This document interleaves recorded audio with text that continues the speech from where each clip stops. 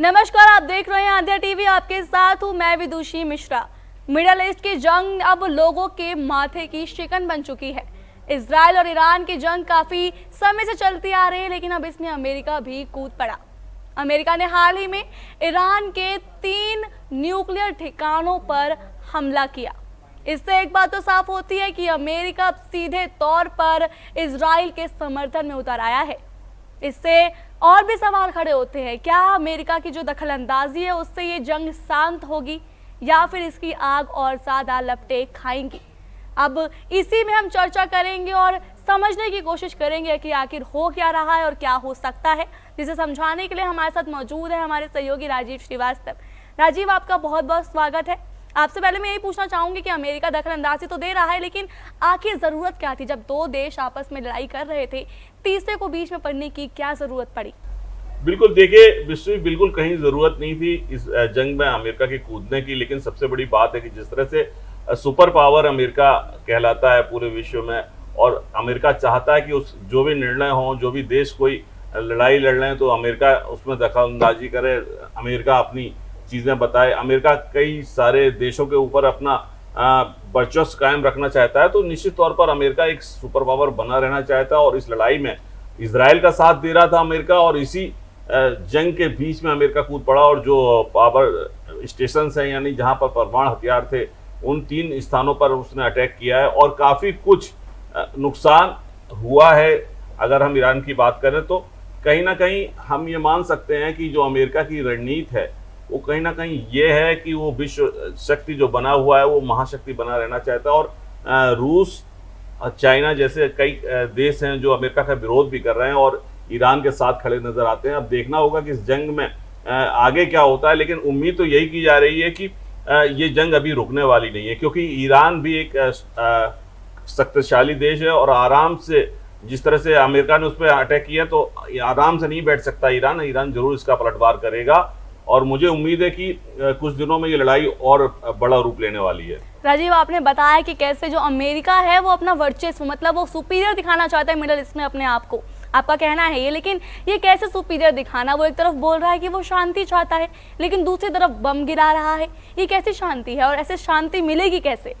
देखिए, सबसे बड़ी बात है कि अभी जब भारत और पाकिस्तान के बीच में जंग चल रही थी, संघर्ष चल रहा था, उसमें भी अमेरिका ने दखलंदाजी की, और कहने के लिए अमेरिका पूरे विश्व में हर देश को ये बताता रहा कि अमेरिका के कहने पर यह जंग रोकी गई है, जबकि न भारत इस बात को स्वीकार कर रहा था, ना पाकिस्तान स्वीकार कर रहा था कि ये जंग जो है अमेरिका के कहने से या ट्रंप के कहने से रोकी गई है। ये सीधे सीधे तौर पर हम कह सकते हैं कि दोनों देशों के जो अधिकारी थे, सैन्य अधिकारी, उनके आपस में वार्ता हुई, उसके बाद ये जंग रोकी गई। तो कहीं ना कहीं अमेरिका पूरे विश्व को ये दिखाना चाहता है कि देश कोई भी हो, 2 देश अगर लड़ रहे हैं या 2 देशों के बीच में कोई भी वार्ता हो रही, तो बिना अमेरिका की सहमत के, बिना अमेरिका के सुझाव के कोई काम पूरा नहीं हो सकता। निश्चित तौर पर वर्चस्व दिखाने की जो कोशिश होती है उसमें कोई भी कंट्री या कोई भी व्यक्ति जो होता है वो यही कोशिश करता है कि अपना वर्चस्व दिखाए और ये बताए कि उसके बिना कोई काम पूरा नहीं हो सकता।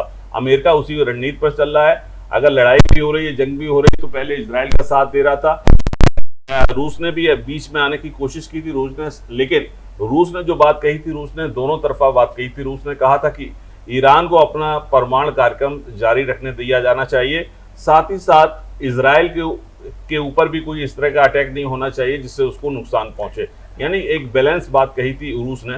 लेकिन अब मुझे लगता है कि जिस तरह से ईरान के परमाणु ठिकानों पर हमला किया अमेरिका ने, उसके बाद मुझे लगता है कि चाइना और रूस मिलके ईरान का साथ देंगे, और अगर ये लड़ाई बढ़ती है और पलटवार अगर कहीं ईरान की तरफ से अमेरिका की तरफ होता है या इस तरह इस संघर्ष को और बढ़ता है, तो कहीं ना कहीं रूस और चाइना निश्चित तौर पर ईरान के साथ खड़े दिखाई देंगे। आपने बताया रूस और चाइना, इससे एक बात और याद आती है कि अभी पाकिस्तान के जो विदेश मंत्री हैं उन्होंने बताया कि कैसे पाकिस्तान, रूस और चाइना आपस में एक मीटिंग रखे हुए हैं ईरान के समर्थन में। तो आपको क्या लगता है, जैसा अमेरिका इजराइल के समर्थन में आया है, ऐसा हो सकता है कि ये तीनों देश या बाकी और मुस्लिम देश जितने भी हैं वो भी ईरान के समर्थन में उतर सकते हैं? बिल्कुल, निश्चित तौर पर देखिए, ईरान के समर्थन में काफी मुस्लिम देश आ सकते हैं। केवल हम ये ना समझें कि अमेरिका अगर इजराइल के साथ है तो बाकी मुल्क भी इजराइल के साथ होंगे। कहीं ना कहीं हमें ये देखना पड़ेगा कि आखिर ईरान भी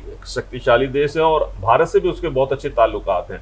आप देखिए कि भारत के जो वहाँ पर नागरिक थे, जो कुछ जॉब करने गए थे, कुछ अध्ययन करने गए थे, ईरान ने इस पूरी लड़ाई के बीच में अपने एयरपोर्ट खोल के उनको इंडिया वापस भेजा है। ये एक बहुत बड़ी बात है, क्योंकि ऐसी संकट की घड़ी में जो नागरिक फंस जाते हैं उनके लिए खतरा होता है वहाँ पर उस देश में। लेकिन भारत सरकार के प्रयास के बाद आप देखिए कि ईरान ने पूरा सहयोग किया भारत सरकार का, और 2-3 खेप जो है वहाँ से 2-3 बार लोग आ चुके हैं, जो भी बचे हुए हैं वो लोग आने वाले हैं। लेकिन सबसे बड़ी बात है कि जिस तरह से उन्होंने सहयोग दिया, क्योंकि खुद लड़ाई से जूझ रहा था ईरान, उसके बावजूद उसके सारे एयरपोर्ट बंद थे, उसके बावजूद उसने अपने एयरपोर्ट को शुरू करके वहाँ से जो जहाज वहाँ से रवाना हुए उनसे इंडियंस को वापस भेजा है। तो निश्चित तौर पर हम कह सकते हैं कि एक अच्छा दोस्त उसको भी कहा जा सकता है ईरान को। हालांकि इजराइल को हम अच्छा दोस्त मानते हैं, लेकिन इस जंग की स्थिति में मुझे नहीं लगता कि भारत किसी एक देश के साथ जाएगा। भारत न्यूट्रल खड़ा रहेगा और भारत दोनों देशों के बीच में एक समझौता करवा सकता है, या एक साझेदार के तौर पर उन दोनों को बता सकता है कि लड़ाई न लड़ी जाए, और इस लड़ाई को रुकवाने में भी भारत अपना रोल अदा कर सकता है। लेकिन राजीव जी, जैसे आप बता रहे हैं कि भारत न्यूट्रल होकर खेलेगा, लेकिन अभी देखा जाए ना तो 2 गुटों में देश बट चुके हैं, एक इजराइल के साथ है, एक ईरान के साथ है। ऐसे में न्यूट्रल रहना आसान नहीं है।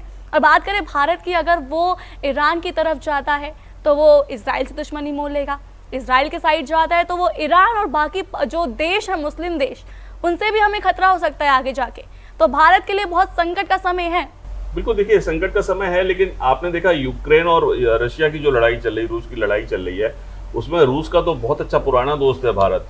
और रूस और जब यूक्रेन की लड़ाई लड़ी तो नरेंद्र मोदी जो प्रधानमंत्री, उन्होंने कोशिश की, दोनों देशों के नेताओं से मुलाकात की एक ही समय में, और दोनों से इस युद्ध को रोकने की अपील की।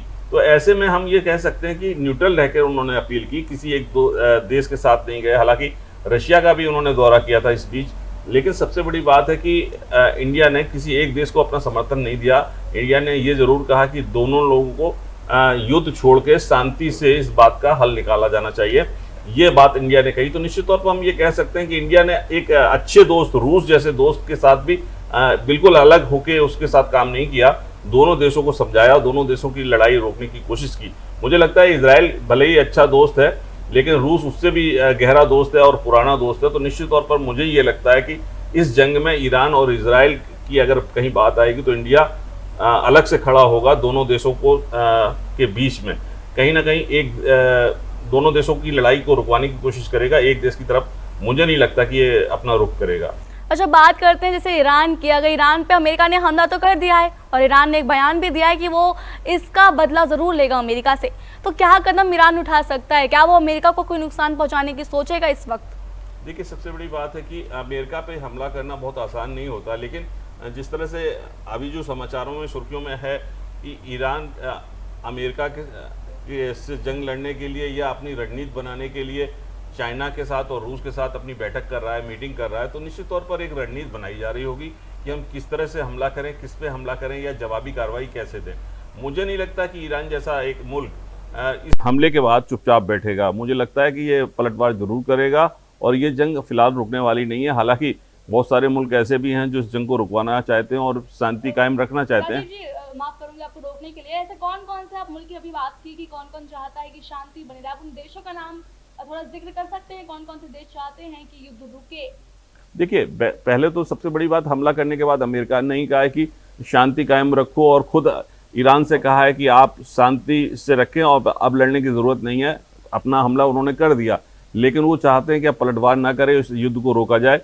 इजराइल से भी अपील की गई है और साथ ही साथ ईरान से भी अपील की गई है। लेकिन सबसे खास बात यह है कि इसके अलावा भी बहुत सारे मुल्क हैं। रशिया ने भी 2 दिन पहले स्टेटमेंट दिया था। पुतिन का जो स्टेटमेंट आया था उसमें साफ तौर से कहा गया था कि ईरान को अपना परमाणु कार्यक्रम चालू रखने दिया जाना चाहिए, साथ ही साथ इजराइल पर भी किसी तरह का अटैक नहीं होना चाहिए। तो उसने भी एक बैलेंस बात कही थी। तो निश्चित तौर पर हम कह सकते हैं कि जो बड़े मुल्क हैं, चाहे वो अमेरिका हो, चाहे वो रूस हो, चाइना हो या फ्रांस हो, जर्मनी हो, इंग्लैंड हो, इन सब जो बड़े मुल्क हैं उन सब का कहना यही है कि यहाँ पर शांति कायम होनी चाहिए, बातचीत से रास्ता निकाला जाना चाहिए। युद्ध किसी भी संघर्ष का परिणाम नहीं हासिल कर सकता। निश्चित तौर पर हम कह सकते हैं किसी युद्ध से दोनों ही देशों का नुकसान होगा, चाहे वो अमेरिका हो या इजराइल हो या ईरान हो। लेकिन जैसे शांति की बात हम करें, लेकिन ये जो अमेरिका और जो बम बारी की है ईरान पर, उनके 3 ठिकानों पर जो उन्होंने बम गिराए हैं, हमले किए हैं, ऐसा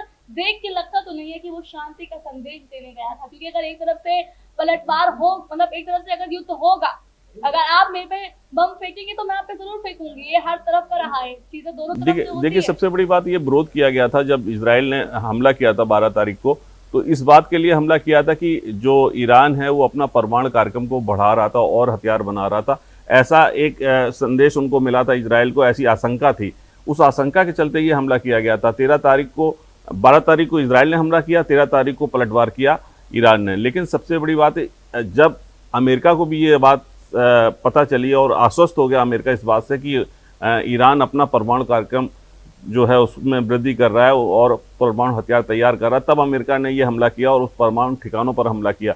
तो सबसे बड़ी बात है कि आप बहुत सारे देश ऐसे हैं जो परमाणु कार्यक्रम अपना चला रहे हैं, पाकिस्तान भी, उसके पास भी परमाणु हथियार हैं। लेकिन रूस का कहना यही था कि परमाणु शक्ति अगर कोई देश बनना चाहता है तो बहुत सारे देश हैं, ईरान को भी अपना कार्यक्रम चालू रखा दिया जाना चाहिए, उसको रोका नहीं जाना चाहिए, लेकिन इजराइल पे भी कोई हमला नहीं होना चाहिए, दोनों को अपना अपना काम करते रहना चाहिए। लेकिन जंग केवल यहीं से शुरू हुई थी कि उसको रोका गया ईरान को कि आप अपने हथियार ना बनाएं। लेकिन ईरान ने कभी स्वीकार नहीं किया कि उसके पास परमाणु हथियार हैं या वो बढ़ा रहा है, लेकिन चुपचाप ईरान अपने परमाणु जो जखीरा है उसको बढ़ाता जा रहा है। इसी चिंता को लेकर अमेरिका ने भी हमला किया और इसी चिंता को लेकर इजराइल ने भी। अमेरिका डर गया था ईरान से? नहीं, डरने की बात नहीं है। ईरान, देखिए, परमाणु हथियार जो भी देश बनाते हैं, किसी जंग में अगर उसका इस्तेमाल किया जाता तो वो पूरी मानवता के लिए घातक सिद्ध होगा और परमाणु हथियार का बहुत बड़ा असर होता है। वो सीमाएं नहीं देखता है देशों की, वो ये नहीं देखता है कि कहाँ तक उसका असर जाएगा। निश्चित तौर पर अगर कोई भी देश परमाणु हथियार का हमला करता है तो उसका असर दूसरे देशों तक जाएगा और बहुत ज़्यादा जनहानि भी होगी और क्षति होगी। लेकिन अगर देखा जाए जिस हिसाब से दो देश जब आपस में लड़ रहे हैं, वो दोनों ने आपस में शुरुआत की थी, आपस में खत्म होना चाहिए था, लेकिन अब अमेरिका भी कूद पड़ा है, शायद आगे से 2-3 देश और भी कूद पड़े। ये एक वर्ल्ड वॉर 3 के रूप में हम इसे देख सकते हैं। बिल्कुल, देखिए सबसे बड़ी बात यही है, अभी इस लड़ाई के रुकने की कोई गुंजाइश नहीं नजर आ रही, क्योंकि ईरान पलटवार जरूर करेगा। उसके 3 ठिकानों पर जो हमला किया गया है परमाणु ठिकानों पर, निश्चित तौर पर वो जवाबी कार्रवाई करेगा। और साथ ही साथ अमेरिका के खिलाफ लगातार आपने देखा कि चाइना और रूस भी अपनी रणनीति बनाते रहे हैं और ये मौका उनके हाथ में भी है कि ईरान के साथ मिलकर उसकी मदद करें। और अगर कोई हमला अमेरिका की तरफ होता तो निश्चित तौर पर रूस और चाइना ईरान के साथ खड़े होंगे और इसके अलावा भी बहुत सारे मुस्लिम देश होंगे जो ईरान के साथ खड़े नजर आएंगे इस पूरी जंग में। निश्चित तौर पर हम ये मान सकते हैं कि ये जंग अभी रुकने वाली नहीं है, इसमें और अभी गुंजाइश है कि ये लड़ाई बढ़ेगी और सारे मुल्क, अगर अमेरिका के अलावा और भी मुल्क अगर बीच में आते हैं तो निश्चित तौर पर ये लड़ाई फिलहाल रुकने वाली नहीं है। आखिरी सवाल मैं आपसे यही कहना चाहूंगी राजीव जी, जैसे कि अभी देख रहे हैं जो पूरा दुनिया जो है वो अभी बेरोजगारी हो गई हो, महंगाई हो गई हो, आर्थिक संकट से जूझ रही है, लेकिन ऐसे में जो लड़ाइयाँ हो रही हैं ये पूरी दुनिया को एक समझ लिया अंधेरे में लेके जा रही हैं, उनको और भी ज्यादा संकट में ढकेलने का काम कर रही है, हम ऐसा कह सकते हैं। देखिए सबसे बड़ी बात है कि बहुत सारी चीज़ें हैं, लड़ाई की कोई वजह होती है। अभी आप इजराइल की बात देख लीजिए, इजराइल और फिलिस्तीन की जो लड़ाई हुई उसमें एक दूसरे पर अटैक किए, लेकिन बहुत सारे जो इजरायली थे, इजरायली महिलाओं को, इजरायली बच्चों को बंधक बनाया, जो हमास के लोगों ने और जो आतंकवादी गतिविधियों में शामिल थे उन लोगों ने बंधक बना लिया। उसके बाद उन सबके साथ जो ज्यादती की गई, आप देख लीजिए, कहीं भी मतलब इस तरह की ज्यादती नहीं होती है। महिलाओं के साथ बहुत दुर्व्यवहार किया गया, उनके बच्चे, एक किस्सा ऐसा भी जिसमें एक बच्चे को उसी की मां के सामने पका के खाया गया। आप सोचिए कि इस तरह की घटनाएं अगर होंगी तो किसको गुस्सा नहीं आएगी, कौन देश शांत बैठेगा। और यही वजह है कि इजराइल बिल्कुल शांत नहीं है, उसने लगातार उन सारे दुश्मनों को नस्ता नाबूद किया है जो उसके सामने आए।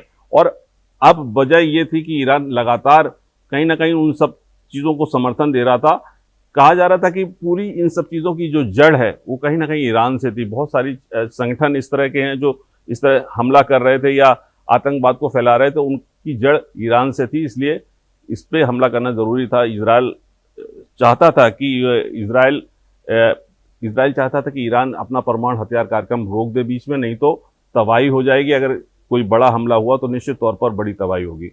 आपका बहुत बहुत शुक्रिया राजीव हमारे साथ जुड़ने के लिए। जैसा कि आप सब ने सुना, अमेरिका की जो दखल अंदाजी है उसने शांति नहीं बल्कि आग में घी डालने का काम किया है। लड़ाई और बढ़ सकती है, बाकी देश भी ईरान के साथ आ सकते हैं, कुछ देश इसराइल के साथ आ सकते हैं, या हो भी सकता है कि 10-5% मान सकते हैं कि शायद लड़ाई शांत भी हो जाए। लेकिन ऐसा देखने से लग नहीं रहा, क्योंकि पाकिस्तान और रूस और हम कह सकते हैं चाइना ये अपनी अलग बैठक कर रहे हैं, तो हो सकता है जल्दी वो भी अपने पैर इस लड़ाई में डाल ले। बाकी आपको क्या लगता है कमेंट बॉक्स में जरूर बताएं। आपसे फिर मुलाकात होगी ऐसी और मुद्दे के साथ।